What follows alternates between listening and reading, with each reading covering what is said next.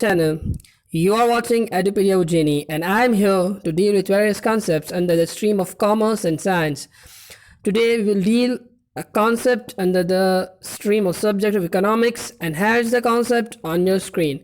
I have simplified this concept in a very easy language so each and everyone can of us understand it easily, or he or she can just take a blueprint of what is demand, demand curve, law of demand, notional demand, effective demand, and all various aspects.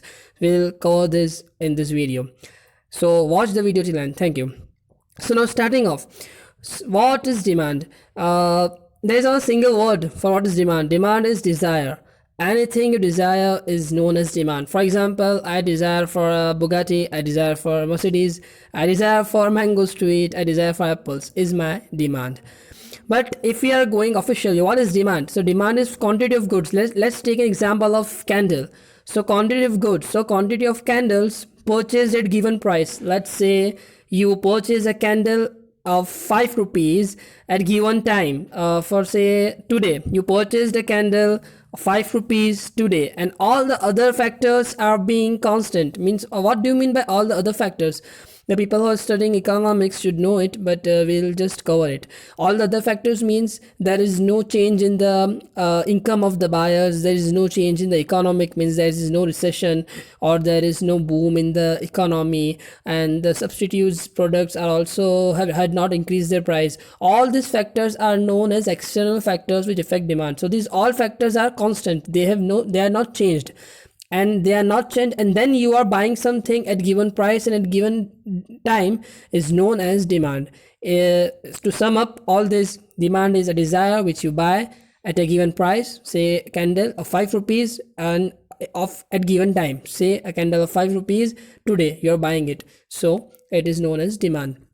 So now moving further, we will try to deal with a very easy concept, but I know that everyone just gets confused. What is notional demand? If the one who is really studying IGCSE should always confuse between these two terms. What is notional demand? It was effective demand. Notional demand means desire. Just let's take an example that there is one beggar, okay, outside the street of your home, okay. So he is just willing to buy a Mercedes car. Well, is he able to buy it? What do you think? No, he's not able to buy it. So he is just willing. So it is known as notional demand. But if Bill Gates is demanding, or if Bill Gates is willing to buy a Mercedes, he can easily buy it. So it is known as effective demand, because he has that money, he has that power to buy it. So if you have money to buy something and you wishes to buy it, it is known as effective demand. And if you just wishes to buy a thing and you have not even adequate amount of money with you, so it is known as notional demand. Hope you understand these two concepts very easily, because these two concepts are very easy in nature.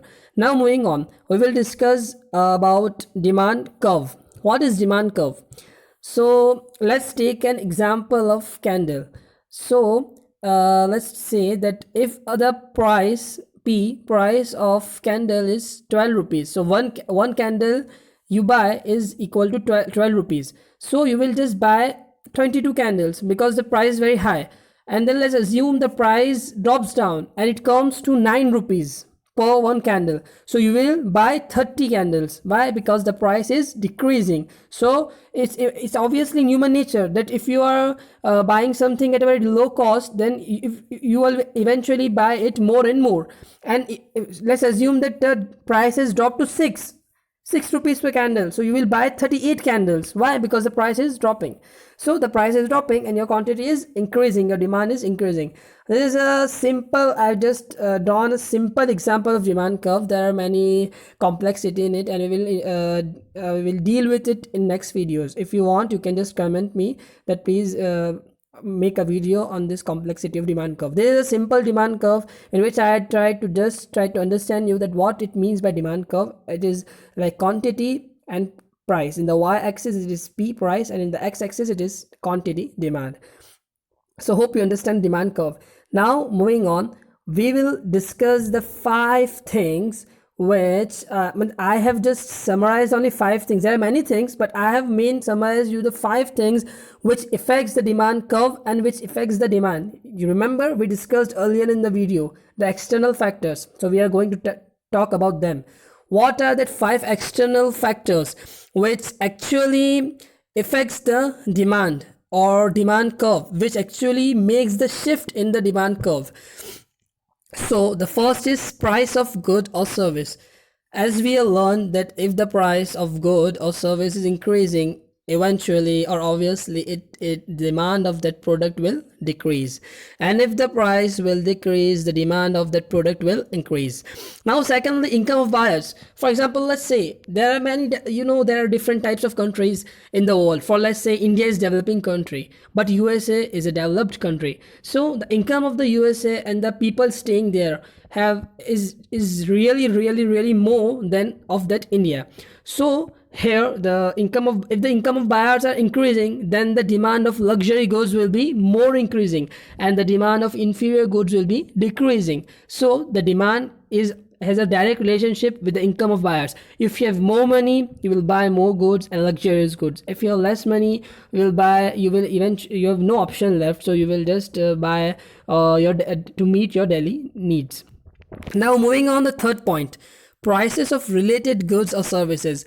I have just look at the photo, petrol and car. So let's talk about these two are substitutes, and we will deal in the further videos. If you more videos, I will obviously make more videos and we will deal about it, what is substitutes and what are the effects of substitutes. For example, now just concentrate on this point, that prices of related goods or services. For example, the price of petrol has increased.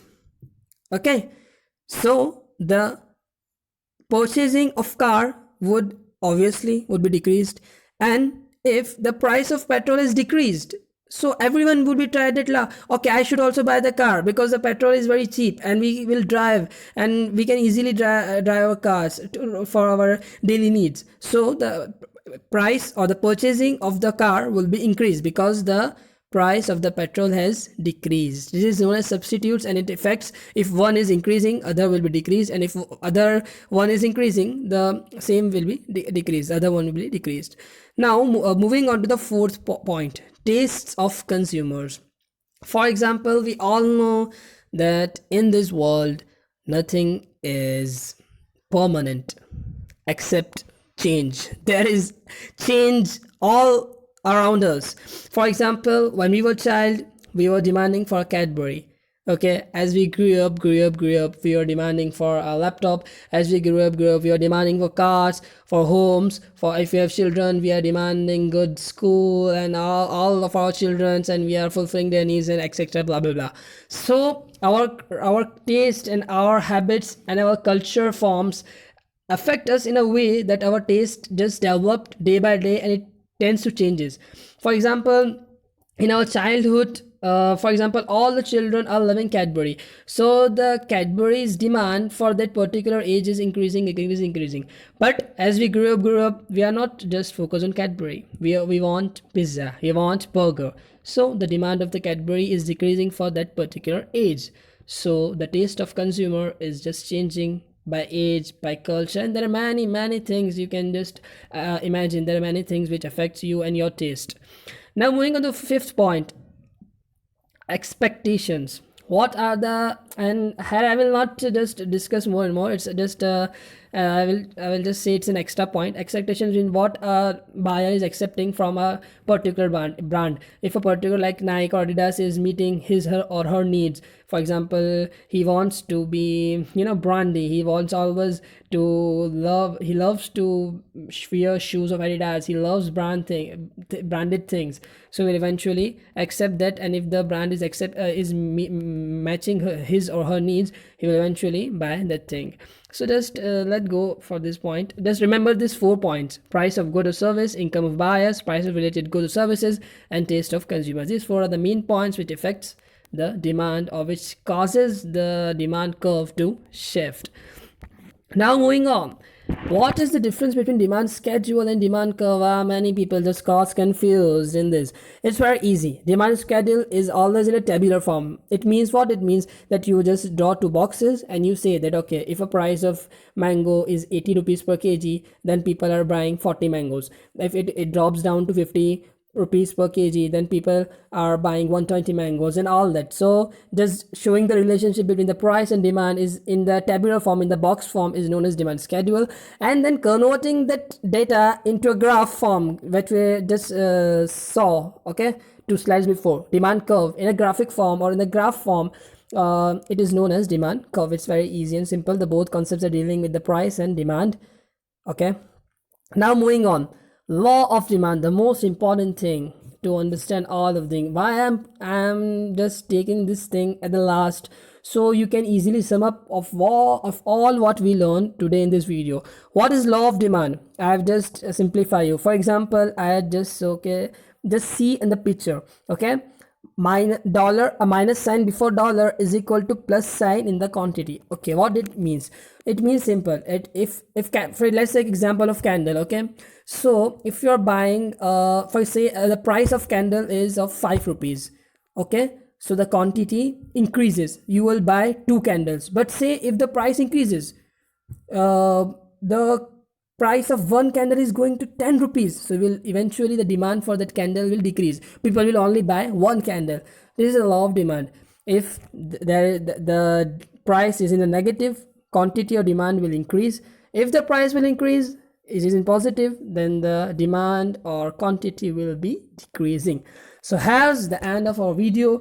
Will wish that you all had understand very briefly, in a very brief, because the main motto of my making this video is to have you all understand a blueprint of what is demand, what is law of demand, what is notional demand, effective demand, and what is demand curve, and what is demand schedule, and what is demand curve. Okay, so I hope you all understand it, and thank you. Bye bye. Next meet time. Meet you next time. Bye bye.